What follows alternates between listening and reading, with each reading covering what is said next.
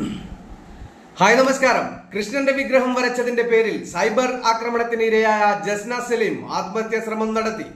ജസ്ന ഗുരുതരാവസ്ഥയിൽ Kozhikode Atholi Malabar medical college ആശുപത്രിയിൽ പ്രവേശിപ്പിച്ചു.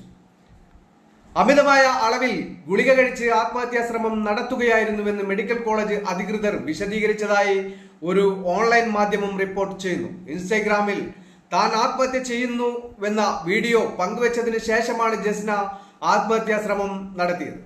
കൃഷ്ണന്റെ ചിത്രങ്ങൾ വരച്ച് ശ്രദ്ധ നേടിയ ജസ്ന നേരത്തെ തന്നെ രൂക്ഷമായ സൈബർ ആക്രമണം നേരിട്ടിരുന്നു.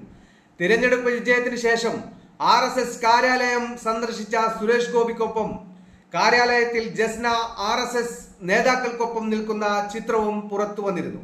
തുടർന്ന് ഒരു വിഭാഗം ആളുകൾ ജസ്നക്കെതിരെ രംഗത്ത് വരികയും ജസ്ന തട്ടിപ്പുകാരിയാണെന്ന് ആക്ഷേപിക്കുകയും ചെയ്തു. ജസ്നയുടെ സ്വഭാവശുദ്ധിയെ ചോദ്യം ചെയ്തുകൊണ്ട് ഒരു വിഭാഗം ആളുകൾ രംഗത്ത് വന്നു. കൊയിലാണ്ടി പോലീസ് സ്റ്റേഷനിൽ ജസ്ന നൽകിയ പരാതിയുടെ FIR കോപ്പി സഹിതം ജസ്ന ഹണി ട്രാപ്പ് തട്ടിപ്പുകാരിയാണെന്ന് ആക്ഷേപിച്ചുകൊണ്ടായിരുന്നു സൈബർ ആക്രമണം.